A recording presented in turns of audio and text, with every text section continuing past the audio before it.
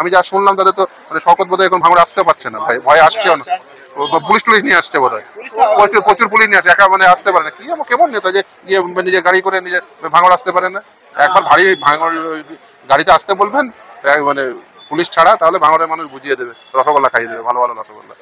ফুরপুরা শরীফের পীরজাদা, ফুরপুরা শরীফের তহা সিদ্দিকী হন বা ইব্রাহিম সিদ্দিকী হন, যে যা যা বলেছেন তাতে আমি তো বুঝছি যে ইভেন ধরুন কিছু ফুরপুরা সিলসিলার কিছু মানুষ যারা তৃণমূলের পক্ষে ভোট দেন, তারাও তো শওকতের বিরুদ্ধে ভোট দেবে। তারা বলছে যে শওকত যেখানে দাঁড়াবে সেখানে হারবে, মানে ওকে যদি ইভেন ভবানীপুরে এনে দাঁড় করা সেখানে হারিয়ে দিয়ে যাবে। ফলে শওকতের মানে এবারে যা পরিস্থিতি হয়তো টিকিটই দেবে না, তৃণমূল হয়তো টিকিটই দেবে না। এই কিছু মানে ভাঙড়ের কিছু মানুষ বলছেন যে টিকিট দিলেও মানে কোনো জায়গায় পশ্চিমবঙ্গের 294 সিটে কোনো জায়গায় শওকত জিতবে না। কারণ আছে, তার কারণ হচ্ছে যে দেখুন ফুরফুরা সিলসিলা তাদের তো ফলোয়ার আছে, এটা অস্বীকার করার লাভ নেই। দেখুন গোটা পশ্চিমবঙ্গ জুড়ে প্রায় 1 কোটির অধিক ফলোয়ার, এবার সেই ফলোয়াররা তো বিভিন্ন জায়গায় তাদের ভোট আছে। ফলে তারা যদি দেখেন যে তাদের পীর সাহেবদের, তাদের যাদেরকে তারা ফলো করে তাদেরকে গালাগালি করছেন, ফলে ওর বক্তব্য মানে কেউ ভালোভাবে, ইভেন তৃণমূল কংগ্রেসের যারা সমর্থক তারাও আমাকে অনেকে বলেছেন যে এই কি ওই অসভ্যের মতো কথা বলছে, আমাদের বিশ্বাস নিয়েও খেলা করছে, তুই যা করছিস বোম মেরেছিস যা করেছিস তারপরে আবার তুই সিলসিলার বিরুদ্ধে কেন বলবি? মানুষ তো মানে ওখানে বেশি খেপে যাচ্ছে। যারা ইভেন তৃণমূল কংগ্রেসকেও ভোট দেবেন বলে ঠিক করেছে তারা তো এর স্টেটমেন্ট আরো খেপে যাচ্ছে। শওকত মোল্লা সে যে বোম বাঁধে এবং বোম মারে এটা তো আমরা মুখ্যমন্ত্রীর স্টেটমেন্ট থেকে জানতে পেরেছি। ফলে মুখ্যমন্ত্রী এই ব্যাপারে সব থেকে বেশি ওয়াকিবহাল। তিনি পুলিশ মন্ত্রী হওয়া সত্ত্বেও তাকেই কি করে যে ওই দলের একটা টিকিট দিলেন, তারপরে তাকে বিধায়ক নির্বাচিত হতে দিলেন, তারপরে তাকে ভাঙড়ের দায়িত্ব দিলেন, আসলে বোঝাই যাচ্ছে যে মুখ্যমন্ত্রী ভাঙড়টাকে অশান্ত করতে চাইছেন।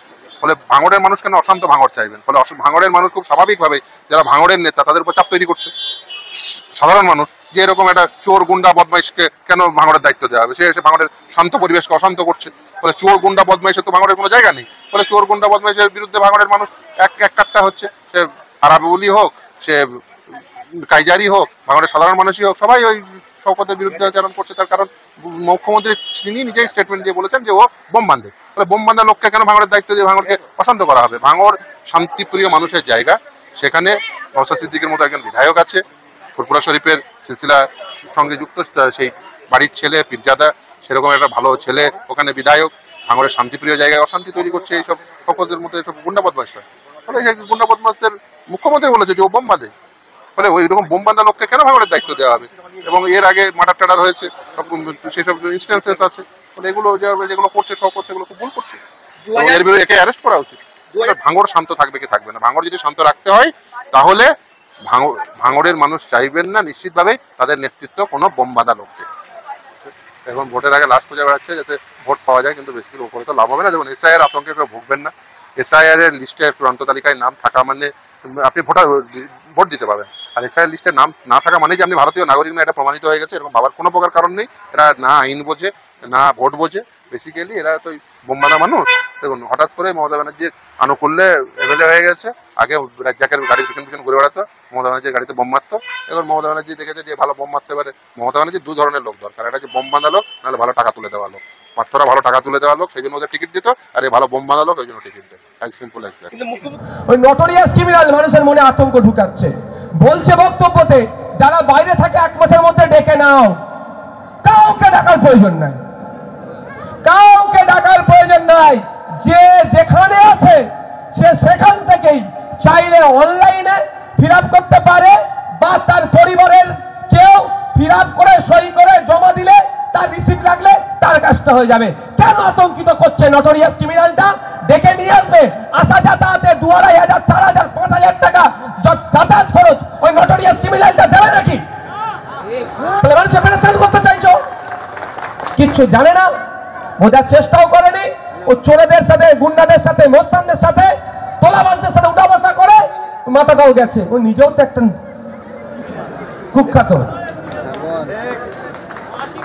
ওদের বলবেন আমাদের নেতৃত্বদের একটু ক্লাস নিতে, এরা ওদেরকে পড়িয়ে দেবে।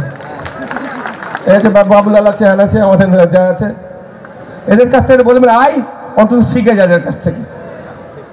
একদম না, যে যেখানে আছে সে সেখান থেকে ফর্ম ফিল আপ করে জমা দিতে পারবে। ভালো করে বুঝুন, আর্টিকেল 324 ভারতের সংবিধানের 324 নম্বর ধারা অনুযায়ী ইলেকশন কমিশন অফ ইন্ডিয়ার পাওয়ার দেওয়া হয়েছে। ইলেকশন কমিশন অফ ইন্ডিয়ার কাজ কি?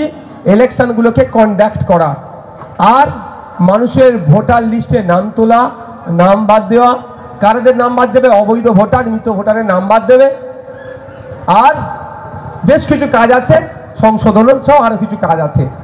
তাদের আমি 18 বছর হয়ে গেছে, ভোটার লিস্টের নাম তোলানোর দায়িত্ব তো ইলেকশন কমিশন অফ ইন্ডিয়া। তাহলে আমার ভাইটা ব্যাঙ্গালোরে কাজ করছে, আমার ভাইটা মহারাষ্ট্রে কাজ করছে, ওকে বলবো তুই চলে আয় ফর্ম ফিল আপ করে আবার চলে যাবি? এটা নয়। এই আমার কলটা, এটা ভিডিওটা রেকর্ড করবে, ছাড়বেন। যদি এই ধরনের কোনো নির্দেশনা থাকে যে এসে তাকে ফিল আপ করতে হবে, তাহলে আমাকে প্রমাণ করতে পারলে আমি স্টেজে উঠে ভুল স্বীকার করে নেবো। পেরেছেন কেন? অনলাইনে 4 তারিখের থেকে অনলাইনেও আপনি অ্যাপ্লিকেশন করার সুযোগ পাবেন। তবে আমি বলবো অনলাইনে যাওয়ার দরকার নেই। আপনার ভাই আছে কোথায়? ব্যাঙ্গালোরে। আপনার স্বামী আছে কোথায়?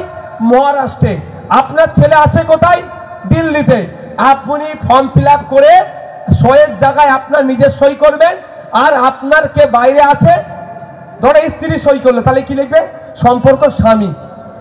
সেই কোথায় সই করতে হবে সেটাও আমি দেখিয়ে দিচ্ছি আপনাদের, প্রমাণ আমি দিয়ে দেবো আমার কথার সপক্ষে। কিন্তু নটোরিয়াস ক্রিমিনালের চক্করে পড়লে দিন দুনিয়া দুটোই যাবে। যাক, তাহলে ফার্স্ট পার্ট বুঝেছেন, সেকেন্ড পার্ট বুঝেছেন, থার্ড আর ফোর্থ দুটো পার্ট বাকি থাকলো। আপনাদের দিক থেকে এটা কি বাম দিক? তো বাম দিক, মধ্যিখানে দেখুন একটা দাগ কাটা আছে না, এদিকটা ডান দিক, এটা দুটো পার্ট। বাম দিকে কে ফিল আপ করবে, ডান দিকে কে ফিল আপ করবে। এবার আসা যাক, বলছে না 2002 খেলাটা হচ্ছে এবার 2002 সালে যদি আপনার ভোটার লিস্টে নাম থাকে, কি বললাম, 2000 সালে যদি আপনার ভোটার লিস্টে নাম থাকে, তাহলে আপনি 2002 সালের যে এপিকি নাম্বার, এবার যাদের বিয়ে হয়নি তারা স্বামী স্ত্রীর ঘরটা পূরণ করবে নাকি? হ্যাঁ, পূরণ করার দরকার নেই। এবার আসল খেলায় আসছে। তাহলে এই পার্টটা হয়ে গেল।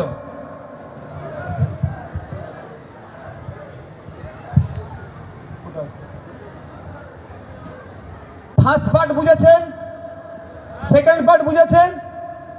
না বুঝতে পারলে আপনারা জিজ্ঞাসা করুন, আমি বুঝাবো। জিজ্ঞাসা করুন, শুধু আমার বক্তব্য আতঙ্কিত হবেন না। আমার ছেলেরা থাকবে ভাই, বুথে বুথে আমাদের ছেলেরা আছে। শুধু ভোটের সময় ভোট চাইতে যাবে, অত সহজ নয়। আমাদের ছেলেরা আছে, বুথে বুথে মানুষের বাড়ি যাবে, মানুষের বাড়ি গিয়ে কি করবে? সহযোগিতা করবে। এই যে ভোটার লিস্টটা দিয়ে যাবে, দুটো কাগজ আপনাদের দিয়ে যাবে, এরপর আমি ব্যাখ্যা আরো করবো। এটা আপনার বাড়িতে দিয়ে যাবে 2 কপি। আপনারা এটা কিন্তু যত্ন করে রাখবেন ভাই। এই 2 কপি যখন পাবেন, সেম 2 কপি হবে। আপনারা আগে এটাকে 2-4 কপি জেরক্স করে নেবেন, অরিজিনালটা সাইডে রাখবেন, অরিজিনাল দুটো জেরক্সের উপরে কি করবেন? ট্রায়াল করবেন। ফর্ম ফিল আপটা জেরক্সের উপরে করবেন। ভুল হয়ে গেলে আবার কি হবে?